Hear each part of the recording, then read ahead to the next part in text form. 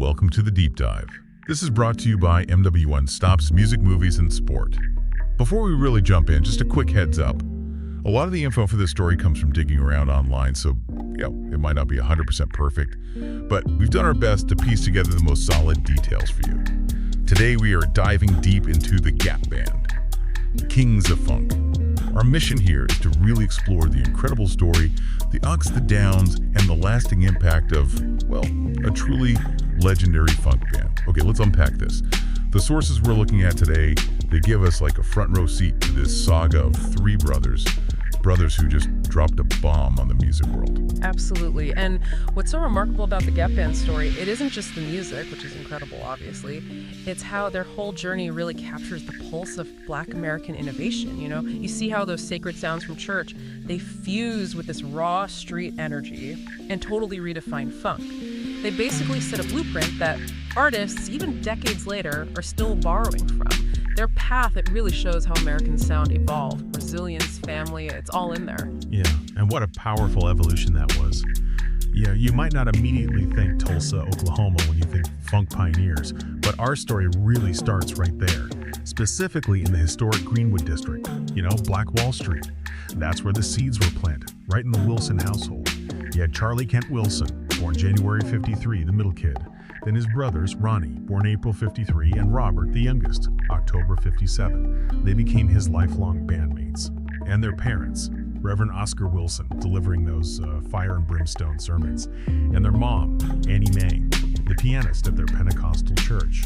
She could really stir your spirit. Charlie actually said once, and I love this quote, "Music was like air in our house. Daddy brought the word, Mama brought the melody, and us kids, we brought the rhythm." It's so clear, isn't it? Connecting that back to their roots. How deeply embedded their sound was in that whole Black American experience, moving from the church right into their daily lives. That blend, gospel, obviously, with that powerful call and response, but also the blues and jazz they were soaking up, that became their foundation. And you can see how roles emerged really early on, right? Charlie, with that commanding voice, Ronnie, naturally drawn to arranging production stuff, and Robert, he just knew how to make people move with that bass. So those early influences were definitely key. How fast did they, turn that family dynamic, that church energy into an actual performing group? Well, by the late 60s, the brothers, along with a few friends, they formed a band. And the name was clever, named after the streets bordering Tulsa's Greenwood district. Greenwood, Archer, and Pine. GAP for short, the GAP band. Their early gigs were, the usual stuff, local talent shows, weddings, anywhere they could play, really. They cover Otis Redding, Sam Cooke, Sly and the Family Stone hits. But even back then, Charlie's voice, that raw, church-trained voice, it just stood out. Right. It sounds like they were already building something special. But thinking about Tulsa's history, especially after the 21 massacre, I imagine getting gigs wasn't always easy. Did those lingering racial divisions affect them back then? Oh, absolutely. You're right to point that out. It wasn't easy finding consistent gigs or, frankly, getting fair pay in Tulsa, which was still pretty divided. But the Wilson brothers, they just kept pushing. They learned a really crucial lesson early. Never stop hustling, never stop playing. That tenacity, it just defined them. So by the early 70s, they knew it was time to take that simmering funk energy out of Oklahoma. Their sights were set west, Los Angeles. Okay, so the big move to LA, early 70s, that city was just a melting pot, right? Cultural shifts, musical innovation everywhere. And in 74, the Gap Band lands their first record deal, Shelter Records. Partly thanks to a connection with another Tulsa native, Leon Russell. Right, Leon Russell. He was impressed enough to have them as his backing band on tour. That must have been an incredible experience for them. Definitely. But their debut album, Magician's Holiday, also in 74. Yeah, well... soul and funk, but it mostly just went unnoticed commercially. And honestly, it didn't really have that punch, that signature sound they'd become known for. Yeah, it was missing something. And for most bands, that would be it, right? End of the road. But for the Gap Band, it was just the beginning. How did they pull that off? That's such a great question, because it really highlights that pivotal moment every band faces or hopes to face. Finding that producer who just gets them, who unlocks their unique sound. For the Gap Band, that person was Lonnie Simmons. Mid-70s Simmons, he owned a nightclub, then became a producer. He had this vision for black music, signed them to his label, Total Experience Productions, and he really pushed them hard into their funk roots. He wanted punchier bass lines, more infectious hooks. Charlie Wilson put it perfectly. He said, "Lonnie told us, y'all got church in your blood, but you got to bring that church to the dance floor." And we did. Wow. Bring church to the dance floor. I love that. It was a call to harness that raw power they had, you know? And clearly, it worked. Under Simmons, their sound just crystallized. Robert Wilson's bass playing became totally central, laying down those grooves that just made you move. Absolutely essential. And Ronnie Wilson, with his jazz background, he became crucial for the horn arrangements, the keyboards. And Charlie's voice, I mean, gritty, powerful, so emotional. The magic ingredient, really. No doubt. Then they started bringing in synthesizers, heavier drums, crafting a sound that was, funkier, grittier, just tailor-made for dancing. Their first charting single with Total Experience, Shake, back in '76, wasn't huge, was it? No, not a massive hit, but it definitely showed that potential was bubbling up. Right. So that time in LA, it was like a trial by fire, Yeah. learning, adapting, finding their thing. Exactly. And now, with Lonnie Simmons guiding them, they were ready to explode. Okay, fast forward to 1979. Disco might be ruling the charts, technically. But in black neighborhoods all across America, funk was the real heartbeat, wasn't it? Oh, undeniably. It was the sound of the community.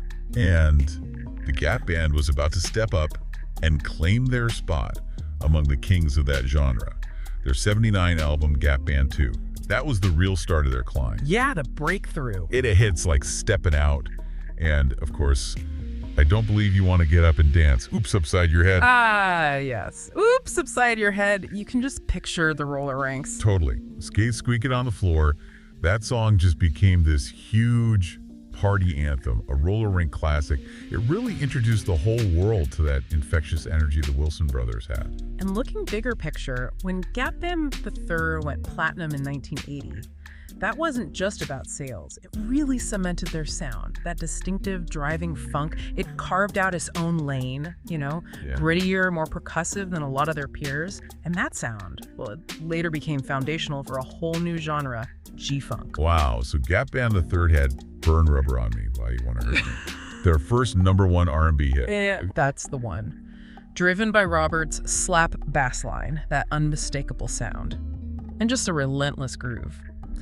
Charlie described making it. He said, "We wanted the bass to sound like a Harley Davidson tearing down the freeway." What an image. Doesn't it just make you feel the music?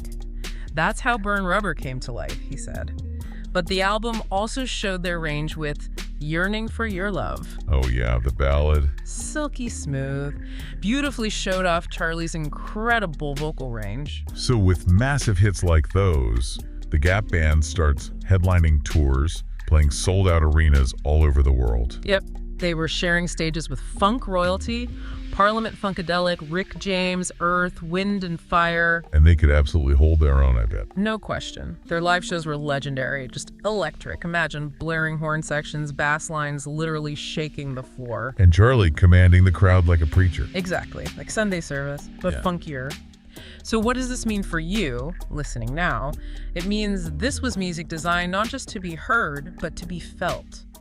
For pure movement, pure connection. Right. The Gap Band wasn't that struggling trio from Tulsa anymore. They were platinum-selling funk icons.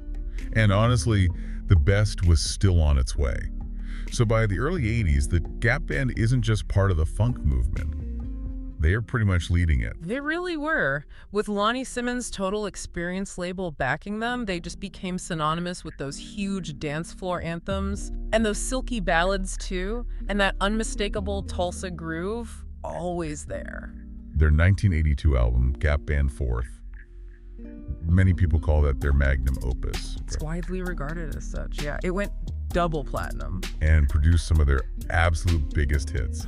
You Wow. Dropped the Bomb on Me, outstanding, Early in the Morning. Iconic tracks. You Dropped a Bomb on Me, instant classic. Those sirens at the start, the pounding bass, that explosive chorus, it's pure funk theater. Totally. Charlie Wilson said, "We wanted people to feel like the roof was coming off when that song hit." A party starter and a party ender, he called it. And it's so compelling how Outstanding became more than just a hit song, isn't it? It really did become a staple. Weddings, barbecues, bedroom playlists, that's a sign of deep integration into people's lives. Absolutely. That laid-back groove, those romantic lyrics. They weren't just funk masters, but ballad kings too. And that track specifically would just get sampled like crazy later on. Dozens of artists, Madonna, Ashanti, Tyler, the Creator, shows its timeless appeal, doesn't it? Across genres, across generations. Definitely. And then there was Early in the Morning. Right. Driving beat, super memorable hook.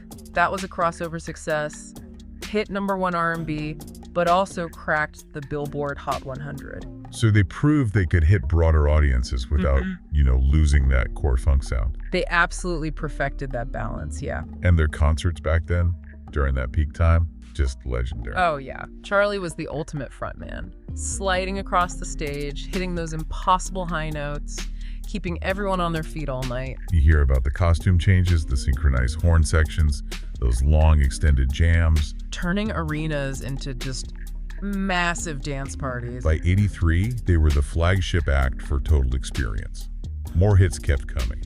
Party Train from Gap Band v Jammin' in '83. And Gap Band 6 in '84. They were just at the height of their powers. Seemed untouchable. But, as the '80s started winding down, musical tastes began to shift again. Right. And the Wilson brothers started facing some new challenges that would really test their unity and ultimately their legacy. Yeah, the '90s brought in a whole new soundscape. Funk wasn't dominating the airwaves anymore, even though people still loved it. New Jack Swing was coming in strong. Right, that smooth, hip-hop infused R&B sound. And hip-hop itself was exploding. So albums like Gap Band 8, straight from the heart, they saw diminishing returns, commercially speaking. Yeah. Radio stations were changing formats. But even with mainstream popularity fading a bit, the Gap Band, they never stopped touring, did they? Nope. They remained a really reliable live draw. People still wanted that funk experience live. But behind the scenes, Yeah. things are getting tough, especially for Charlie. Yeah, he was battling a pretty severe addiction. Years on the road, the pressures of fame, personal losses, it took a toll. It led him down a really dark path. By the early '90s, he was actually homeless, living in his car. That's right. He later said very openly, "I had it all and I lost it all, but God wasn't done with me yet." Wow. That's incredibly raw. Yeah, it really is. And it brings up an important point, how cultural influence often goes way beyond chart success. Because even while Charlie was fighting for his life, literally, the Gap Band's music, their grooves, found this powerful second life. Through sampling, right. Exactly. A whole new generation of hip-hop artists started discovering their tracks. Snoop Dogg, Ice Cube, Mary J. Blige, they all sampled the Gap Band. You can totally hear it. Snoop's Upside Ya Head, obviously. Ice Cube's Steady Mobbin'. Mary J. Blige's You Bring Me Joy, famously sampling Upstanding. So their music became the actual backbone of West Coast G-Funk, that laid-back, funky hip-hop style. Pretty much. It profoundly influenced Dr. Dre's entire sound. So creatively, their music just kept resonating, even in these new, unexpected ways. That's amazing, how their sound just adapted and kept shaping music. And meanwhile, Charlie Wilson's personal story, it takes this incredible turn. Yeah, after hitting rock bottom, he enters rehab. And a huge part of that was his wife, Mahin. She was a former social worker, became his rock, his strongest supporter, helped him rebuild everything, his life, his career. He said about her, "She saw something in me I didn't see anymore. She helped me believe I could sing again." That's powerful stuff. Incredibly powerful. So in 2000, he comes back with his first solo album, Bridging the Gap. But it was really 2005's Charlie, last name Wilson, that relaunched him into superstardom. Produced by R. Kelly, right? Had that hit title track, got Grammy nominations. Yep, and his voice. That gospel-infused sound honed way back in Tulsa churches, it just resonated with a whole new generation. He became Uncle Charlie. Exactly. Became this go-to collaborator. Snoop Dogg gave him that nickname. Kanye West. Pharrell Williams. His voice started popping up on massive hits. Even Super Bowl halftime shows. Right. He got the Betty Lifetime Achievement Award in 2009. Loads of Grammy nominations since. Sells out solo tours. Just an unbelievable comeback story. It really proves that funk never really dies, does it? It just evolves. And the Gap Band's fingerprints are they're all over today's music. Absolutely. That sampling legacy is undeniable. You said over 150 songs. Over 150 songs have sampled the Gap Band. Think about Ashanti's Happy, that's outstanding. Tyler, the creators' 9 Love of Mr. Lonely, also outstanding. Even NWA, straight out of Compton, sampled Yearning for Your Love. Their grooves really did become the backbone of G-Funk, influencing Dre's whole sound. That's a massive impact. And that foundational role, it connects directly to the recognition they get today, right? You hear it when contemporary artists like Beyonce or Bruno Mars, Anderson .Paak, they openly celebrate them, incorporate that sound. They were inducted into the Oklahoma Music Hall of Fame too, back in 2013. A well-deserved testament to their impact back home and everywhere else. But sadly, the band has faced real tragedy too. Poignant losses. Robert Wilson, the bassist, the youngest brother, Yeah. he passed away in 2010. Heart attack. Yeah. And then 11 years later, 2021, Ronnie Wilson, the eldest, died after a stroke. So Charlie is the last surviving brother now, carrying that Gap Band torch alone. It's incredibly poignant. Charlie said something like, "We started as 3 little boys in Tulsa just trying to make people dance. I lost my brothers, but our music keeps us together forever." Wow. It just shows that power of music, doesn't it? To transcend even personal tragedy, to keep a legacy alive, a constant presence. What an incredible journey we've covered today, diving into the whole saga of the Gap Band. I mean, from those humble beginnings in Tulsa, facing racism, rejection, addiction, loss. So many obstacles. But through absolutely all of it, their music just brought joy, pure joy. To roller rinks, block parties, stadiums all over the world. Their songs are just timeless. Those bass lines still slap, the horns still soar. And Charlie Wilson's voice still brings the house down. You know, what's truly fascinating here is how the Gap Band's music really embodies that idea you mentioned earlier, the bomb that keeps exploding. It wasn't just one moment in time, was it? It was this continuous impact, shaping sounds for decades, still shaping them. Their artistry, it just never fades. So I really encourage you, the listener, put on some Gap Band tracks later. Then listen to today's R&B, today's hip-hop with fresh ears. You'll hear their influence. It's everywhere. Well said. Thank you so much for joining us on this deep dive into the undisputed kings of funk, the Gap Band. We really hope you enjoyed the ride and maybe found some new insights today. Until next time.